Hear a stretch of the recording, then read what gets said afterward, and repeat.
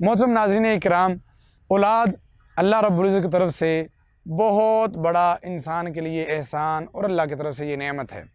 یاد رکھیے، اولاد کا اختیار صرف اور صرف اللہ رب العزت کے ہاتھ میں ہے، اور اللہ رب العزت جسے چاہیں بچیاں دیں، جسے چاہیں بچے دیں، جسے چاہیں یہ دونوں دیں، اور جسے چاہیں ان میں سے کچھ بھی نہ دیں۔ اس میں کسی انسان کا، کسی عورت کا، کسی مرد کا کوئی قصور نہیں ہوتا۔ اگر آپ بے اولاد ہیں تو اپنے آپ کو مت کوسیے اور اپنے آپ کو بلا وجہ کسی غلط طریقے پہ نہ لے جائیے، اور اپنے آپ کو ایسا سے کم طریقہ شکار نہ کیجیے، کیونکہ یہ آپ کے بس کی بات نہیں ہے۔ یہ میرے اللہ کی طرف سے آپ کے لیے آزمائش ہے۔ یاد رکھیے، اس دنیا میں ہر بندے کے لیے کوئی نہ کوئی آزمائش موجود ہے، تو آپ سمجھ لیجئے کہ یہ میرے لیے آزمائش ہے۔ نمبر 1، اس پہ آپ صبر کیجئے، اور نمبر 2، اگر آپ کے پاس اولاد نہیں ہے تو اپنے اللہ کی رحمت سے کبھی بھی نا امید نہ ہوں، کبھی بھی اس سے مایوس نہ ہوں، کبھی بھی اپنے اللہ رب العزت کو اس حوالے سے ایسے نہ سمجھے کہ شاید اللہ ہماری دعائیں نہیں سنے گا۔ صرف وجہ یہ ہے، صرف مصیبت یہ ہے، صرف پریشانی یہ ہے کہ ہم بڑی جلدی نا امید ہو کر بڑی جلد بازی کے ساتھ یہ چاہتے ہیں کہ فوراً سے اللہ ہمیں عطا فرما دے۔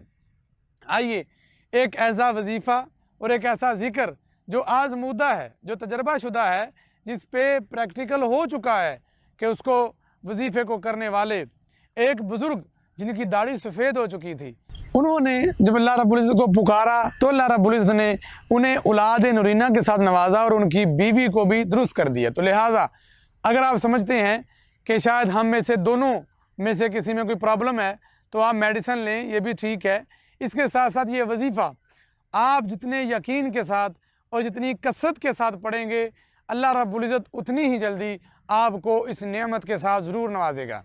قرآن پاک سورۃ الانبیاء اور اس کی آیت نمبر 89 میں اللہ پاک فرماتے ہیں، وَزَكَرِيَّا إِذْ نَادَى رَبَّهُ رَبِّ لَا تَذَرْنِي فَرْدًا وَأَنْتَ خَيْرُ الْوَارِثِينَ۔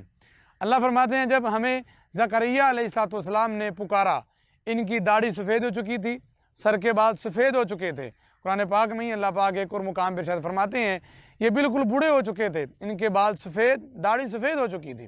اس وقت بھی انہوں نے اللہ رب العزت سے نا امیدی کے اظہار نہیں کیا، بلکہ اپنے اللہ سے پوری امید کے ساتھ اللہ کے سامنے گڑ گڑا کر مسلسل مانگتے مانگتے اس عمر کے اس حصے میں بھی اگر آپ پہنچ گئے ہیں تب بھی نا امید نہ ہوں۔ اگر لوگ یہ کہتے ہیں کہ آپ کے پاس اولاد نہیں ہوگی، ڈاکٹروں نے جواب دے دیا ہے، تب بھی نا امید نہ ہوں۔ اس وظیفے کو کریں، انشاءاللہ تعالیٰ اللہ آپ کو ضرور لا دے گا۔